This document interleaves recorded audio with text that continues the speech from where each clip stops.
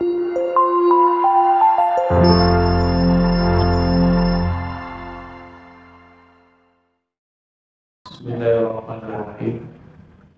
Assalamualaikum warahmatullahi wabarakatuh.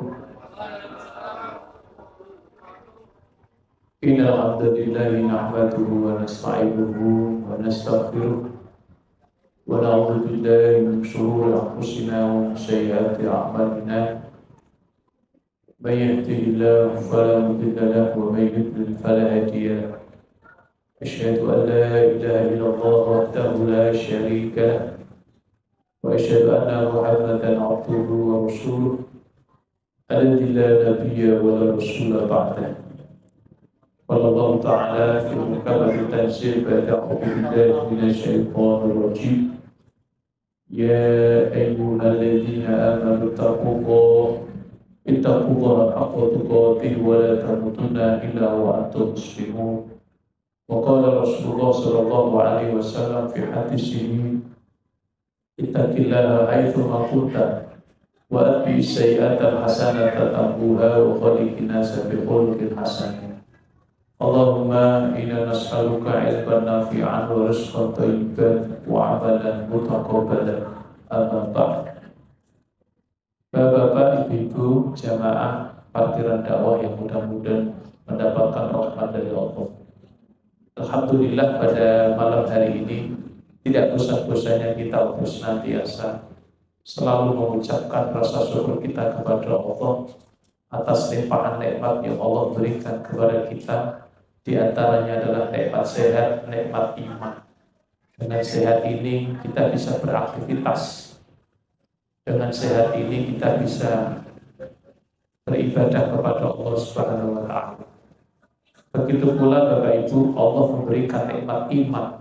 Dengan iman ini kita masih diberikan oleh Allah keistiqomahan, kesemangatan di dalam kita terus mengisi kehidupan kita dengan kegiatan-kegiatan yang positif, kegiatan-kegiatan yang diridhai oleh Allah.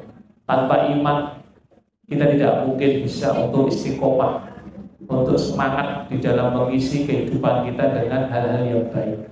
Semoga Bapak Ibu Allah rawat iman ini sampai kita berjumpa dengan Allah Subhanahu wa Ta'ala sehingga kita dalam kondisi husnul khatimah. Amin ya rabbal alamin. Bapak Ibu yang dirahmati oleh Allah, tema kita pada malam ini adalah tentang apa Pak? Hakikat maksiat. Sering kita mendengar kata-kata maksiat, tapi kita belum tentu mengetahui apa sih hakikat maksiat. Bahkan seakan-akan kita merasa aman bahwa kalau kita itu tidak melakukan maksiat-maksiat yang mungkin familiar di sekitar kita atau maksiat yang ada di berita-berita, seakan-akan kita sudah aman. Misalkan perjudian, minum-minuman keras, perzinaan, pencurian, itu adalah maksiat.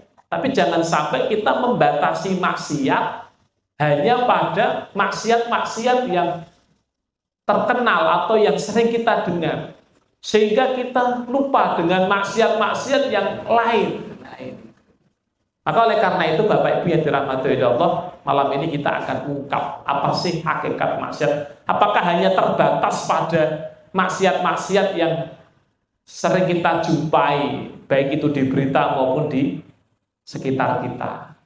Untuk mengawali tausiah pada malam hari ini saya kutip sebuah surat atau ayat dari surat Al-Ankabut, ayat yang kedua dan ayat yang ketiga. Allah Subhanahu wa Ta'ala berfirman, a'udzubillahi minasyaitonirrajim. Ahasiban nasu ayyutraku ayyaqulu amanna wa hum la yuftanun. Walaqad fatanna alladhina min qablihim falaya'lamanna Allahu alladhina shadaqu wa laya'lamanna al-kadhibin. Yang artinya kurang lebih ahasiban nasu. Apakah manusia itu mengira? Nah, niki nggih, apakah manusia itu mengira? Apakah manusia itu menyangka ayyutraku ayyaqulu amanah? Dia dibiarkan begitu saja oleh Allah ketika dia mengatakan iman, wahum la yuftanun, sementara dirinya tidak diuji. Walaqad fatanna alladziina min qablihim, sungguh kami telah memberikan ujian. Kami uji orang-orang sebelum mereka. Fala ya'lamannallahu alladziina shadaqu wa la ya'lamannal kadzibin, supaya Allah mengetahui, supaya Allah membuktikan mana manusia yang mengatakan iman tadi imannya benar atau imannya dusta. Lah Bapak Ibu yang dirahmati oleh Allah, ayat ini sudah kita paham nggih, bahwa yang pertama, orang itu kalau mengikrarkan iman kepada Allah dan Rasulnya pasti tidak dibiarkan oleh Allah tanpa ujian. Yang kedua, mustahil orang yang mengaku iman hidupnya tidak diuji, itu mustahil. Kalau bapak-bapak, ibu-ibu kok jadi muslim, jadi mukmin kok pingin kosong atau zero dari ujian, itu mustahil Bapak Ibu. Meskipun dia orang kaya, meskipun dia orang yang punya jabatan, seorang muslim punya jabatan, punya kekayaan, mungkin hidupnya paling enak di dunia, itu juga tidak lepas ujian.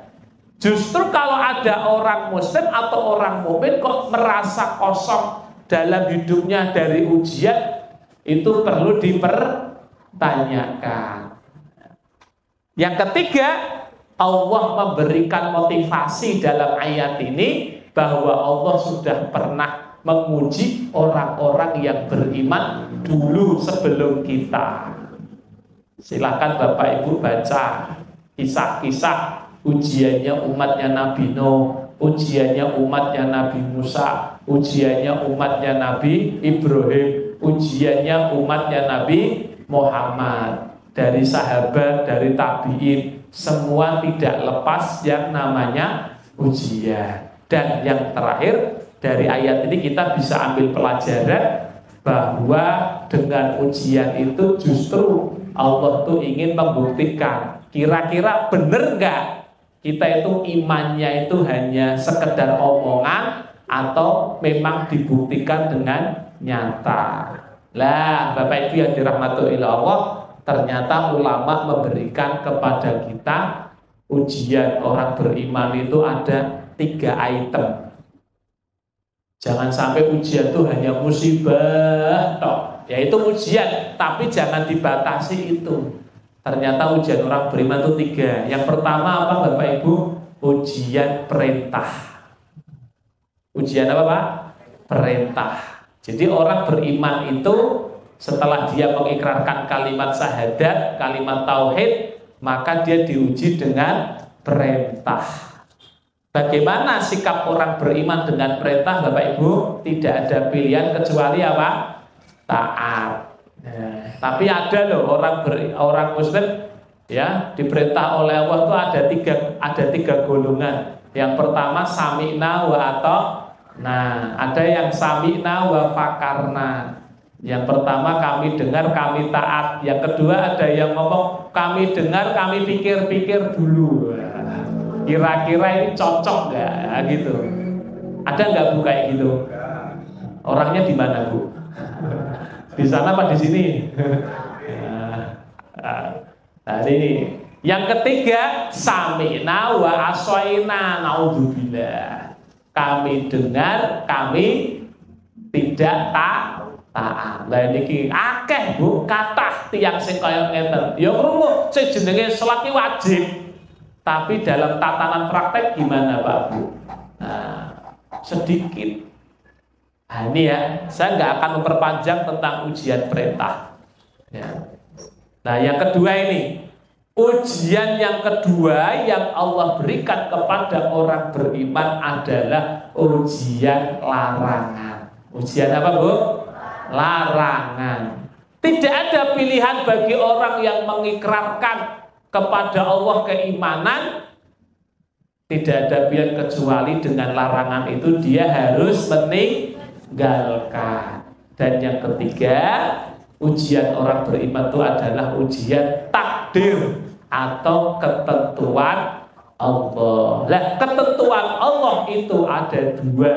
Ketentuan Allah yang sesuai dengan selera kita, dan ada ketentuan Allah yang tidak sesuai dengan keinginan kita. Bagaimana ketika kita diuji oleh Allah dengan ketentuan yang sesuai dengan keinginan kita atau keinginan manusia pada umumnya? Harta, popularitas, jabatan, ya, harta, tahta, kemudian apa? Wanita, tambahi lagi Toyota dan Jakarta. Popularitas, jabatan itu ujian sebenarnya. Kalau dia menggunakannya untuk ketaatan berarti dia nikmat. Tapi kalau justru malah menjauhkan dia dari Allah, maka itu termasuk ujian, istidrat, hati-hati. Yang kedua, ada keadaan orang beriman dikasih ketentuan Allah yang tidak sesuai dengan seleranya, maka sikapnya adalah sabar.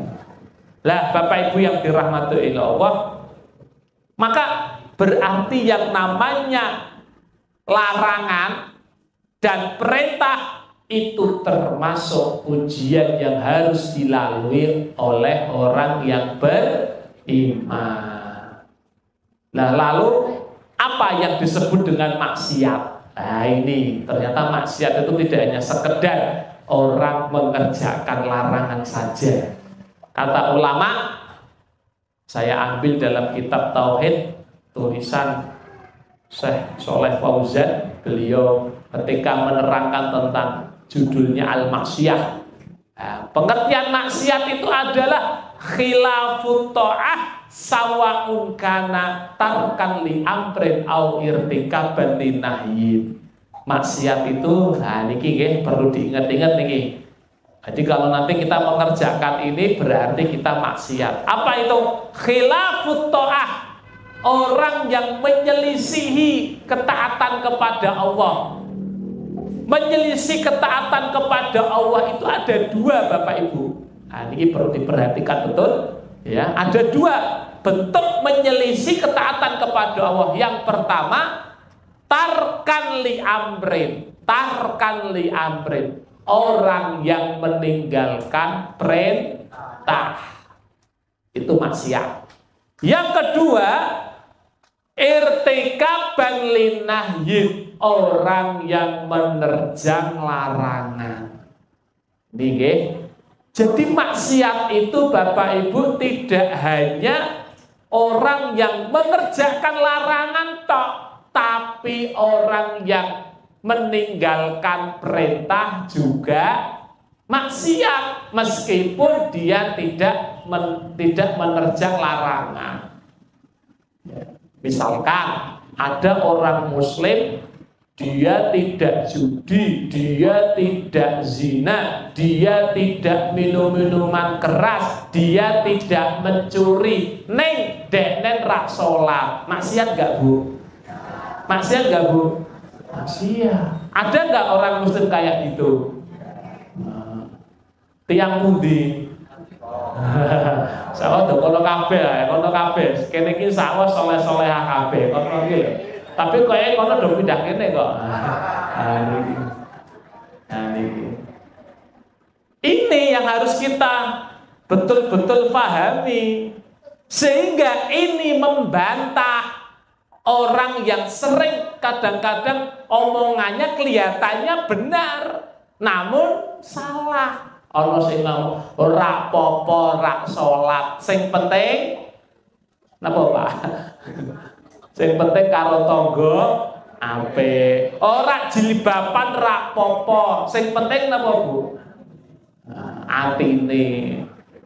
Ingat, Islam itu mengajarkan kepada kita itu harus imbang antara hablum minallah dan hablum minanas. Enggak boleh kita itu jomplang. Ketika orang itu bisa berbuat baik kepada sesama, karo tangga apik, karo kanca apik, karo tiyang sepuh nggih sae, kalih napa niku menungso sing liyane nggih sae. Ning ora salat, nah niki juga masalah. Ning ora poso, ning kok mboten ngaji. Oke, dia sama manusia baik hubungannya, tapi dengan Allah hubungannya tidak baik. Juga sebaliknya, salate yo apik, nggih, dikire nggih apik. Salat malamnya juga bagus, baca Qur'annya juga bagus. Ning karo tangga taro wae. Ning karo sinten ae? Karo kanca jotaan, karo bojo nah balang-balangan piring, gelas, sendok, garpu ngantek meh dahar mboten nenten piring kok. Nah niki itu juga enggak bagus. Karena sebenarnya orang kalau habluminallahnya bagus, itu imbasnya habluminanasnya juga bagus. Dan Allah tuh perintahkan dua-duanya. Makanya Bapak Ibu di dalam Al-Quran itu sering Allah perintahkan dua, sholat dan zakat. Ada nggak ayatnya yang berbunyi gini? Aqimis sholah waktu zakah. Artinya apa itu Pak? Kerjakanlah sholat dan tunaikan zakat. Ini simbol. Orang itu kalau sholatnya bagus, itu simbol hubungan dengan Allahnya bagus. Orang itu kalau zakatnya bagus, sedekahnya bagus, membantu sesamanya bagus, itu simbol hubungan dengan manusianya juga bagus. Makanya dua-duanya harus jalan. Nah sekali lagi Bapak Ibu, kita jangan merasa aman dari bermaksiat kepada Allah. Seakan-akan maaf orang yang sudah tidak judi, tidak minum minuman keras, tidak berzina, tidak mencuri, seakan-akan aman. Wes aku koyone nol dosa. Tidak mungkin. Ada maksiat-maksiat yang lain seperti tadi, ninggalkan perintah. Bahkan maksiat itu ternyata Bapak Ibu ada 4 dimensi. Nah, maksiat dan taat itu ada 4 dimensi yang harus kita kuasai, harus kita pahami. Apa dimensi yang pertama apa Bapak Ibu? Perintah dan larangan Allah yang pertama dalam dimensi akidah. Nah, dimensi apa Pak? Akidah. Orang beriman itu harus juga memahami apa perintah dalam urusan akidah keyakinan dan apa larangan dalam akidah. Ada nggak perintah dalam akidah Bapak Ibu? Banyak. Apa saja coba? Berlindung kepada Allah, perintah berlindung kepada Allah, mentauhidkan Allah, meminta kepada Allah, apalagi tawakal kepada Allah, apalagi berdoa kepada Allah, apalagi Bu, takut kepada Allah, berharap kepada Allah. Itu adalah bentuk-bentuk perintah dalam urusan keyakinan. Sudahkah kita ngamalkan gitu dalam kehidupan kita? Kalau kita punya masalah, doa sama Allah, tawakal sama Allah, takut sama Allah, minta kepada Allah, berlindung kepada Allah. Ini harus kita kuasai Bapak Ibu. Dan sebaliknya ada larangan dalam dimensi akidah, yang mana kalau orang tidak paham ini berbahaya. Apa Pak? Berbahaya banget. Apa larangan dalam akidah? Contohnya syirik, menyekutukan Allah. Niki menyekutukan Allah. Apa itu menyekutukan Allah? Tasfiyatu billah bi ghairillah fima huwa min khasaisillah, menyamakan antara selain Allah sama dengan Allah dalam kekhususan Allah. Itu namanya syirik, perbuatan syirik. Contoh kekhususan Allah itu apa? Yang tidak dimiliki oleh makhluknya. Allah yang Allah yang mematikan. Itu kekhususan Allah, itu haknya Allah. Allah yang menghidupkan, itu haknya Allah. Allah yang menyembuhkan, itu haknya Allah. Allah yang ngasih rezeki, itu haknya Allah. Apalagi Bu, Allah yang ngasih jodoh, itu haknya Allah. Lah kalau kita kok meminta sesuatu, meyakini sesuatu selain Allah, merebut haknya Allah, hati-hati. Itu keyakinan apa Bu? Syirik. Bahkan sampai merasa bahwa kita harus mengorbankan naudzubillah min dzalik kepada sesuatu selain Allah. Padahal kita tuh tiap sholat tuh ngomong loh, inna sholati wa nusuki, terus lillah. Napa Bu? Lillah. Lillah napa lil jin? Lillahi rabbil alamin. Nek prakteke ya Allah, kadang-kadang ning masjid ngomong lillahi rabbil alamin, tapi kalau sudah di luar lil syaitonil jin. Banyak enggak Bu? Ya Allah, hati-hati. Aku kan meh mantu, aku tak ngei sajen sih ning sumur. Nah, kalau niku isine apa? Lombok, terus ketan warna napa Bu? Putih, jambon, kayak potongan gedang, kayak duit, kayak rokok. Zaman biyen rokoknya mereke Sukul, saiki apa Pak? Di Samsu, sini milenial ya. Niki hati-hati. Lah napa kok dadak ngono? Aku pas ngawinke anakku celaka, naudzubillah. Siapa yang membuat celaka dan tidak? Sinten Pak Bu? Allah. Hati-hati loh, berkorban untuk selain Allah itu bahaya. Kanjeng Nabi niku pun memberikan wanti-wanti. Ada orang masuk surga gara-gara seekor lalat, ada orang masuk neraka gara-gara seekor lalat. Laler loh itu.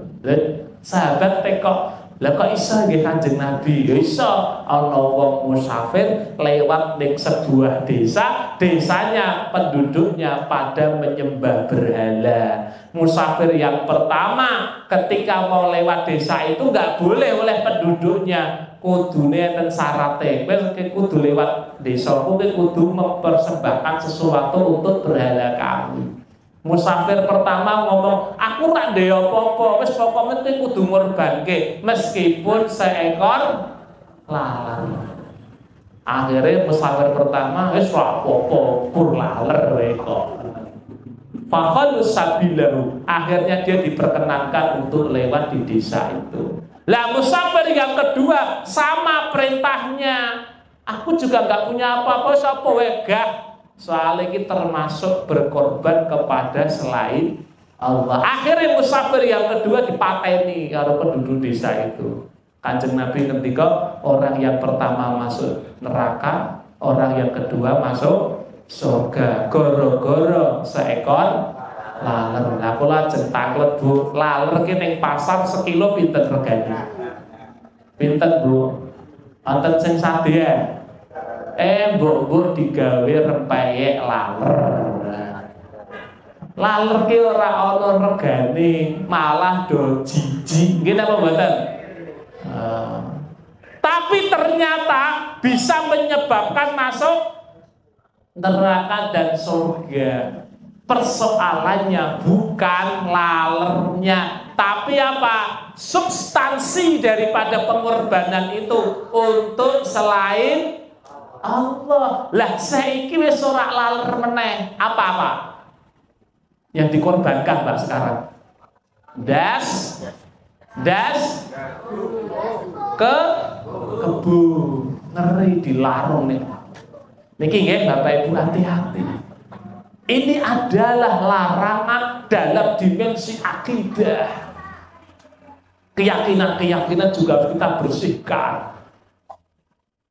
Ayo, meh mantu, Petra udan, apa nih sing di gua ning dhuwur gendeng Bu? Ya Allah, ana meneh ana kupu-kupu mlebu omah ki tandane ana apa? Kula niku nggih bedhik jajane kok tunggune jane nek tamu kok ora ana tamu-tamu to. Oh jebul tamune ya kupu-kupu kuwi. Ya Allah. Ana meneh anake dipahamke, "Nduk, Nak, ki mame dintekke, yen ra dintekke pitike." Ndek pitik ra. Itu keliru, harusnya dipahamkan, "Nah, yen maem dintekke, yen ra dintekke mu badir." Ojo malah ngomong pitike mati, ndak logis. Apa hubungannya pitik mati mbek mangan ora entek. Mubadir temennya sing Nduk, yen nyapu sing resik, yen ora resik napa Bu? Waduh kula niku ngantek ya Allah. Lah saiki yen maaf nggih wong nikah ternyata sing lanang brewoken. Berarti ki tandane wah ki sing bojone keproh iki ya. Kan bahaya niku wae. Harusnya nduk nyapumu sing resik, yen ora resik ya napa? Ya kotor. Karena kebersihan adalah bagian dari iman, itu yang lebih benar gitu. Gini apa mboten, Pak? Nah, niki. Nah, jadi mari kita sekarang ini harus betul-betul menjaga akidah. Oke. Kemudian apa namanya? Yang kedua, nah niki. Ada perintah dan larangan dalam dimensi ibadah. Tadi akidah, sekarang ibadah. Bukan ini terus terang nggih. Perintah niku nggih mboten salat tok, nggih mboten zakat tok kalau ditinjau dari perintah ya. Tapi kalau perintah itu yang paling bagus ya ibadah yang paling tinggi ya ibadah wajib itu. Cuma kita jangan memahami perintah dan larangan hanya pada itu saja. Ternyata banyak ibadah ya. Contoh perintah dalam ibadah watah. Apalagi ibadah dimensinya juga banyak. Ada ibadah hati, ada ibadah lisan, ada ibadah anggota badan. Itu harus diingat. Ibadah hati, kan ibadah pengertiannya apa itu ibadah pengertiannya?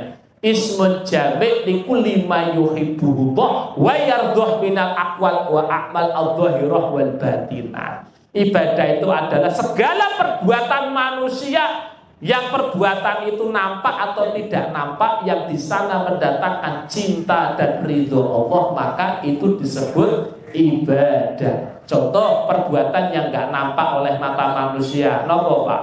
Ibadah hati. Kata niku hati niku jadi pahala bisa loh. Orang qanaah, bersyukur, sabar, tawakal, napa meleh?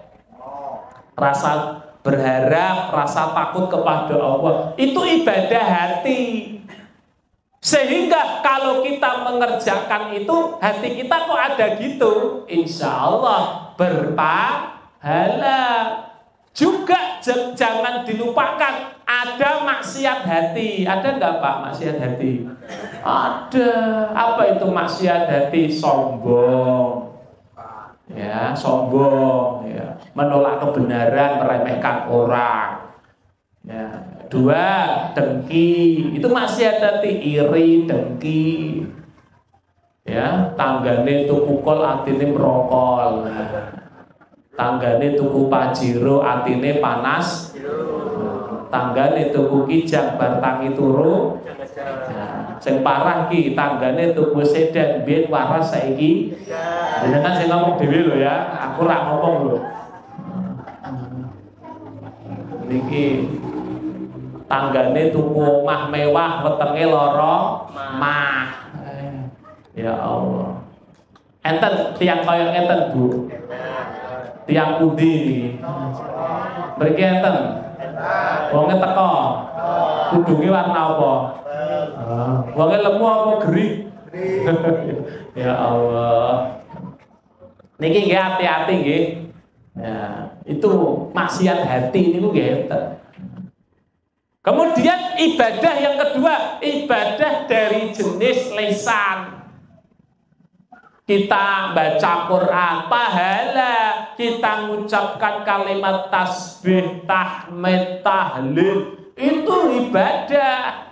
Orang berdakwah ibadah, ngomong yang baik ibadah. Bahkan kalau tidak bisa ngomong baik, dia diem aja sudah ibadah. Luar biasa ya Allah, luar biasa. Kata Rasulullah, man kana yu'minu billah wal yaumil akhir falyaqul khairan aw liyasmut. Sapa wong sing iman kali Allah lan hari akhir, maka berkatalah yang baik, kalau tidak mampu diam. Itu ibadah. Ada nggak di kampung kita kalau ngomong mesti saru terus? Ada nggak? Nah itu. Nah, dikai nasihat, kowe menengo ibadah kowe. Daripada kowe ngomong saru niku. Ada orang kayak gitu. Lah, maksiat lisan ya enten. Apa itu? Ya memfitnah, mencela. Niku maksiat lisan. Ngonek-ngonek ke wong ya. Terasani riba. Itu kan maksiat lisan itu. Ternyata kalau kita pikir bersama ya Bapak Ibu, ternyata maksiat itu wakeh. Jangan merasa selamat, wis aku ki ora judi, ora zina, ora mencuri, aman sapa kondo. Ternyata kita melakukan maksiat yang tanpa kita sadar. Niku ya Allah, niki perlu hati-hati. Makanya kita harus mengungkap ini hakikat maksiat itu apa.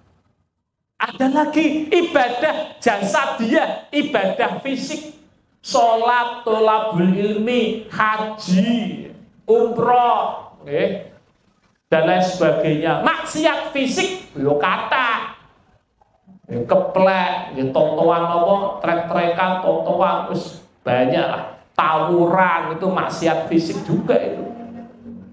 Nah ini perlu hati-hati Bapak Ibu. Bahkan yang terakhir nih, ibadah yang menjadi kebiasaan kita, tidak masuk hati, tidak masuk lisan, tidak masuk anggota badan, hatta al-adah, bahwasanya kebiasaan kita Bapak Ibu, kan naumi wasyurbi wal akli wa thalabur rizki, seperti makan, minum, tidur, mencari nafkah, itu juga bisa menjadi ibadah. Idza qasada biha ila taqwa, jika semua diniatkan untuk mendapatkan ridho Allah dan taat kepada Allah. Walaisatil ibadah maksuratun ala sya'airil ma'rufah, ibadah tidak dibatasi dengan hal-hal yang familiar di sekitar kita. Paham nggih Bapak Ibu nggih? Ini yang harus kita perhatikan. Taat juga jangan dianggap sholat tok, jangan hanya dianggap zakat tok, haji tok, ketaatan itu nggih kathah. Maksiat itu nggih dimensine kathah. Ingkang nomor 3 napa? Perintah dan maksiat dalam dimensi akhlak. Wah, dalam dimensi akhlak. Ada perintah dalam dimensi akhlak wakeh. Jenengan kalau belajar tentang kitabul adab, kitab adab itu, wah, adab kepada Allah, adab kepada Rasul, adab kepada sesama manusia. Diklasifikasikan adab kepada orang tua, adab kepada istri, istri kepada suami, adab kepada anak, adab kepada tamu, adab kepada tetangga, bahkan adab kepada orang kafir itu juga ada. Luar biasa itu. Berarti banyak banget nih Bapak Ibu. Kemudian maksiat dalam sisi akhlak wakeh. Silahkan Bapak Ibu baca surat Al-Hujurat, mencela, memfitnah, tadi nggih akhlak itu. Mengambil barang orang lain, mendolimi, ya, merontokkan kehormatan sesama muslim dan lain sebagainya. Memecah persatuan dan kesatuan umat Islam dan lain sebagainya. Wah, ini akhlak. Larangan dalam masalah akhlak nggih kathah. Dan yang terakhir, perintah dan larangan dalam dimensi muamalah. Dalam dimensi apa? Muamalah. Maka ada kajian fikih muamalah. Itu supaya ketika seorang manusia kok interaksi bermuamalah, biar tidak ada kedzaliman, kecurangan, riba, penipuan. Nah itu. Apa perintah dalam muamalah, Bapak Ibu? Banyak. Perintah dalam muamalah interaksi dengan sesama muslim itu apa? Harus adil, harus apa Bu? Menepati janji, harus jujur, dan lain sebagainya.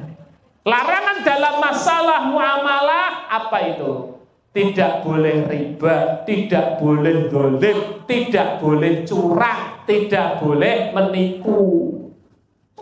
Luar biasa ternyata. Niki Bapak Ibu.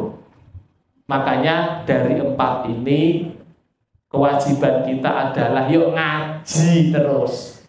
Ben ngerti di perintah pun di larangan. Makanya kurikulum kita ngaji ini 4 ini diperbaiki. Bagaimana akidah kita benar, bagaimana ibadah kita benar, bagaimana akhlak kita benar, dan bagaimana muamalah kita benar. Nah, ngaji ini, ngaji akidah, ngaji fikih, ibadah, ngaji akhlak, itu penting.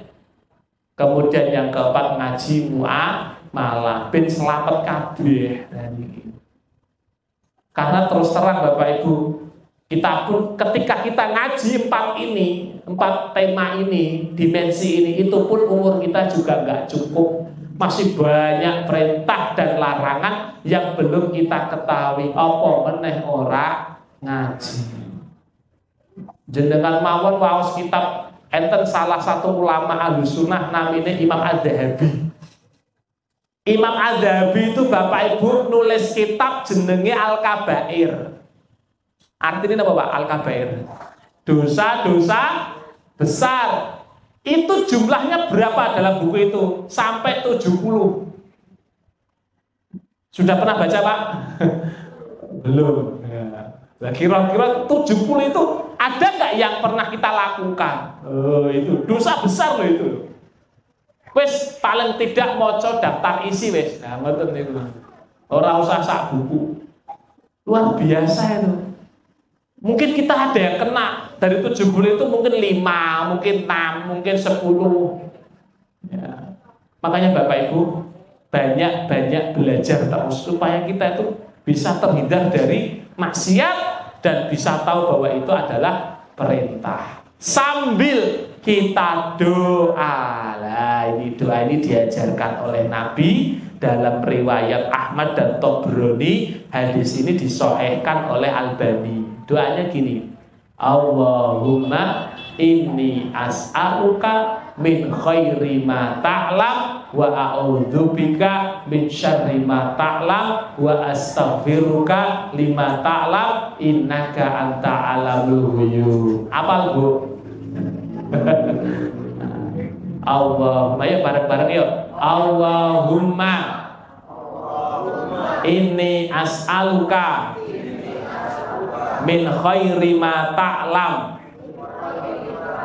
wa a'udzubika min syarri ma ta'lam wa astaghfiruka lima ta'lam innaka anta allamul ghuyub.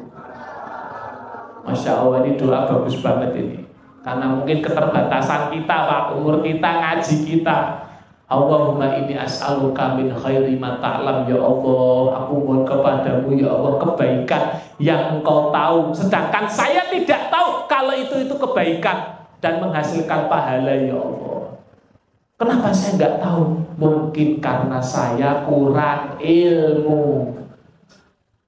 Contoh, Bapak Ibu pergi ke pasar, di jalan ada paku, jenengan singkirkan. Ada kayu, jenengan singkirkan, gen ora napa Bu? Pleseti wong napa ganggu jalan orang. Ada apa? Kulit pisang disingkirkan, gen ra pleseti wong. Ada batu singkirkan. Karena nggak pantas barang-barang itu di tengah jalan mencelakai orang. Ada dompet singkirkan nggak Pak? Wah, ini langsung cepet weh. Ternyata jenengan nyingkirkan gangguan di jalan itu termasuk pahala. Rasulullah yang mengatakan iman ada 70-60 cabang. Cabang yang paling tinggi adalah la ilaha illallah. Cabang yang paling rendah adalah menyingkirkan gangguan di jalan. Masya Allah. Ada lagi, wa a'udzubika min syarri ma, ya Allah, aku berlindung kepadamu ya Allah dari kejelekan maksiat yang aku tidak tahu kalau itu maksiat. Maka jauhkanlah aku ya Allah, ampunilah ya Allah kalau aku itu ngerjakan itu padahal saya tidak tahu. Kenapa tidak tahu? Karena kurang ilmu, karena ngaji saya terbatas ya Allah. Sesungguhnya Engkau Maha mengetahui. Contoh nih, saya pernah baca termasuk ciri kecil orang yang ketika selamat dari kecelakaan dia tidak melibatkan Allah. Diboncengin numpak kendaraan mek ketabrak truk rasik dul. Wah, pinter, nyetirnya pinter numpak motor. Yes, selamat akhirnya. Tapi dia bilang begini, untung kalian apa Pak? Bejo, kue pinter nyupir, mau kue seandainya orang ini, wah aku mati kecelakaan, hati-hati. Padahal yang menyelamatkan kita siapa Pak? Allah. Harusnya dia bilang alhamdulillah dengan izin Allah itu dulu. Kita bisa selamat, kemudian kamu bisa begini. Nah itu. Yang lebih selamat lagi, sudah ucapkan gini aja lebih cukup. Qadarallah wa ma syaa fa'al. Ini adalah takdir Allah. Niki Bapak Ibu. Jadi doa ini penting untuk kita. Kalau nggak mau bahasa Arab ya bahasa Indonesia. Ya Allah, berikanlah pahala ya Allah atas kebaikanku yang aku lakukan, yang aku tidak tahu itu kebaikan, tapi menurut jenengan itu baik ya Allah. Mungkin karena saya kurang tahu ilmunya. Orang desa Pak, kedatangan tamu, wah memuliakan nyugati. Ono apa ditoke kabeh panenan ya ditoke sembelih ke ayam, pitik sembelih ke kambing. Tapi wong desa yang ditekoni, apa dalil memuliakan tamu? Rapal. Kita saja nggak hafal mungkin kok. Tapi ternyata itu ada perintah memuliakan tamu, memuliakan tetangga. Akhirnya jadi pahala. Sembari terus kita nuntut ilmu. Nah, ngerti nggih Pak nggih, Bapak Ibu? Inilah yang harus kita pahami. Ternyata perintah Allah itu luas, larangan Allah itu luas. Jangan kita mempersempit diri dengan satu dua ketaatan dan kemaksiatan sehingga kita lupa yang lain. Contoh tadi, merasa aman, sudah tidak judian itu sudah baik, tapi jangan merasa aman terus bahwa saya dengan itu sudah tidak maksiat lagi, nol dosa, naudzubillah. Ternyata maksiat dari sisi yang lain. Ada orang tunanetra itu nggak bisa melihat. Siapa bilang maksiat hanya datang dari mata? Dia bilang, meskipun saya buta, tapi maksiat juga bisa datang dari telinga. Ngeri kan?